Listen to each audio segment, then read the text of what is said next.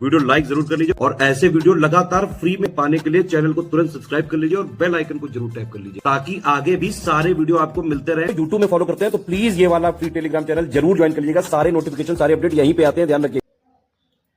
नमस्कार दोस्तों, exam preparation के यूट्यूब चैनल पर मैं प्रियंका एक बार फिर से आप सभी का बहुत बहुत स्वागत करती हूँ। आज की क्लास में हम टॉपिक डिस्कस कर रहे हैं राष्ट्रपति और राज्यपाल के जो अधिकार हैं उनकी तुलना क्या है जब ये अध्यादेश निर्माण करते हैं या अध्यादेश निर्गत करते हैं। तो इनको आज हम लोग समझेंगे। एक तरफ राष्ट्रपति और राज्यपाल की लिस्ट दी गई है जिसमें आप लोग समझ पाएंगे। एक एक तथ्य समझेंगे कि अध्यादेश निर्गत करने की इनके पास किस प्रकार की शक्तियाँ हैं। अगर आप न्यू हैं इस चैनल पर, डेली दोपहर 1 बजे क्लास आती है।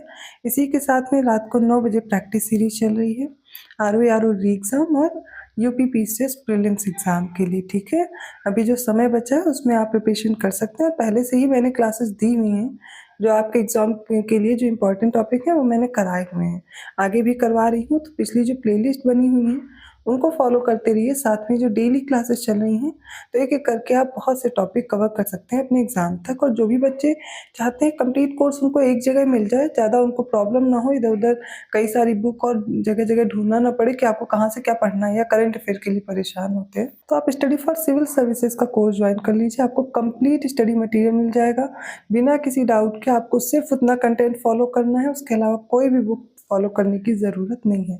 करंट अफेयर हो, हिंदी वाला पोर्शन हो या फिर आपका जीएस का सेक्शन हो, सब कुछ एक साथ कवर किया जाएगा। वीडियो रिकॉर्डेड क्लासेस हैं और इसके साथ में डेली प्रैक्टिस हो रही है क्वेश्चंस की। तो आप ज़्यादा से ज़्यादा क्वेश्चन, एग्ज़ाम ओरिएंटेड क्वेश्चन जो लेटेस्ट ट्रेंड पर फॉलो करते हुए हैं उन सभी को हल कर पाएंगे और एग्ज़ाम क्वालिफाई कर सकते हैं। ठीक है, ज़्यादा जानकारी के लिए डिस्क्रिप्शन बॉक्स में मैंने नंबर प्रोवाइड किया, आप उन पर कॉन्टेक्ट कीजिए। व्हाट्सएप मैसेज या कॉल जैसे भी कर सकते हैं और फिर आप अपना कोर्स ज्वाइन कर सकते हैं। एससीएस का ऐप डाउनलोड करके भी कोर्स परचेज कर पाएंगे। दोनों ऑप्शन है आपके पास। चलिए आज की क्लास स्टार्ट करते हैं।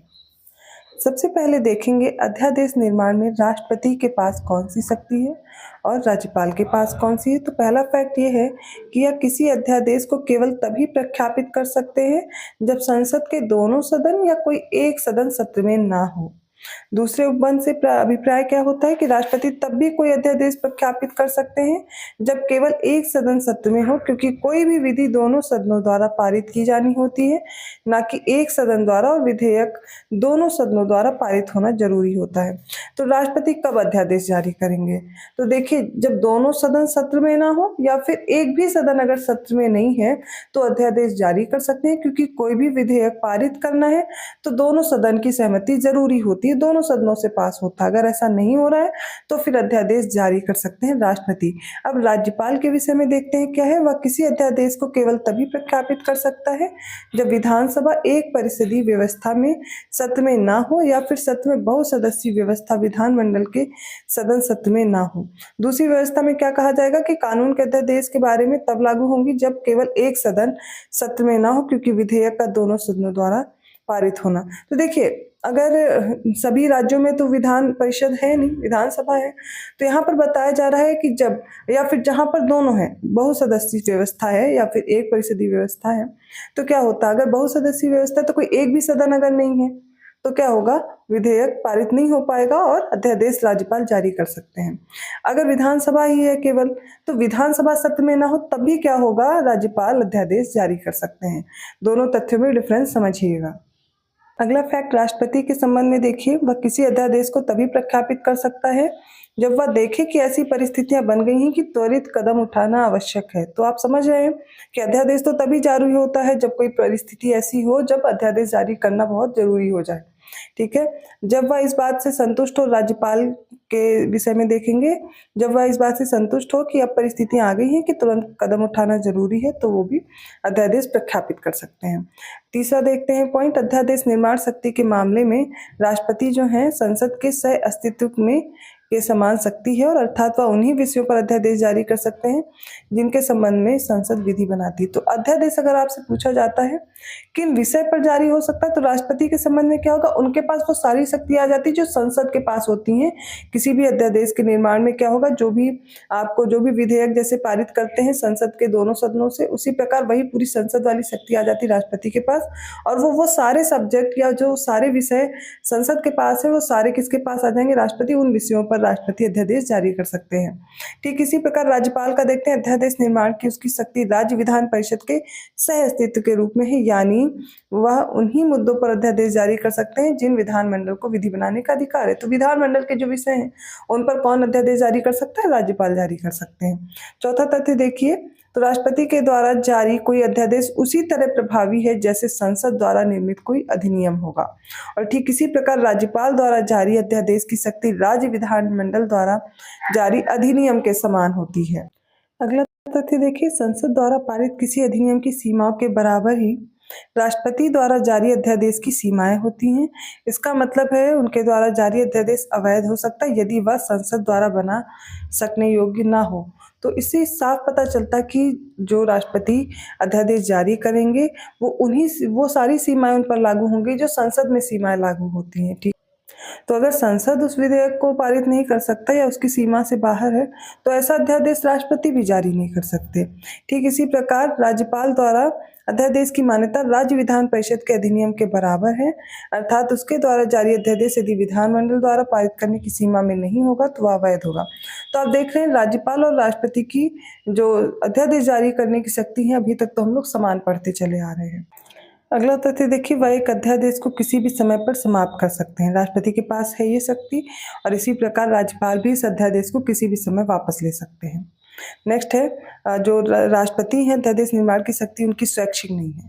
इसका मतलब है अगर वो कोई विधि बनाना चाहते हैं तो उसके लिए किसी अध्यादेश को वापस लेना है तो केवल प्रधानमंत्री के नेतृत्व वाली मंत्रिपरिषद के परामर्श पर ही कर सकते हैं, तो स्वविवेक से नहीं कर सकते। क्या होगा, अगर कोई अध्यादेश निर्गत किया गया है तो उसको वापस लेना है, इसके लिए प्रधानमंत्री के नेतृत्व वाली जो मंत्रिपरिषद है उसका परामर्श लिया जाएगा, तब ये क्या होगा, अध्यादेश वापस लिया जाएगा। ठीक इसी प्रकार राज्यपाल उसके अध्यादेश निर्माण की शक्ति स्वैच्छिक नहीं है।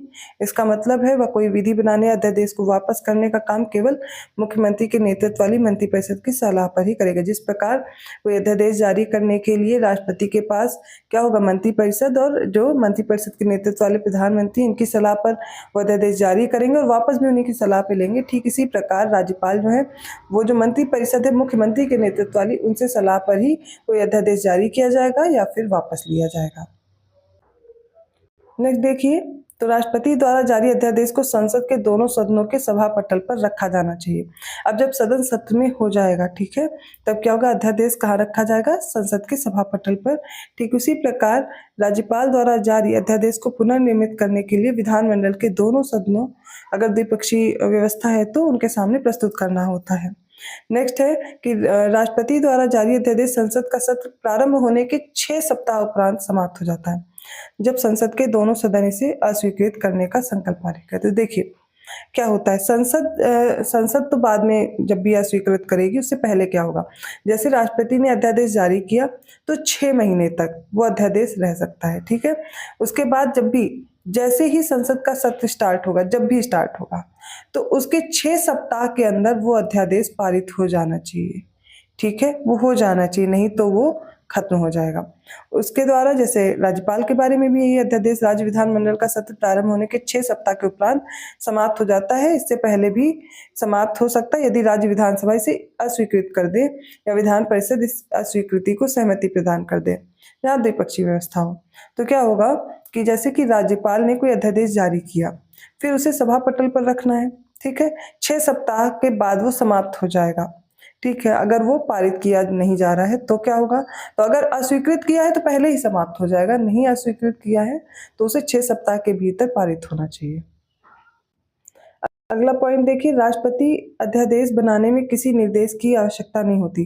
तो मतलब क्या होता है, जो अगर उन्होंने कोई अध्यादेश बनाया है तो किसी भी प्रकार का निर्देश नहीं चाहिए होता है। लेकिन राज्यपाल के संबंध में बिना राष्ट्रपति से निर्देश के निम्न 3 मामलों में अध्यादेश नहीं बना सकते हैं। कौन कौन से? पहला तो राज्य विधानमंडल में इसकी प्रस्तुति के लिए राष्ट्रपति की पूर्व स्वीकृति आवश्यक होगी।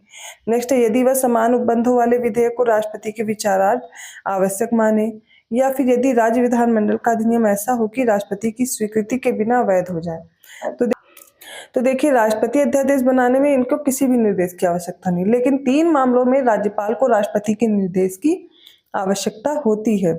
यदि राज्य विधानमंडल में प्रस्तुत करना है तो इसकी प्रस्तुति के लिए राष्ट्रपति की पूर्व स्वीकृति चाहिए होगी।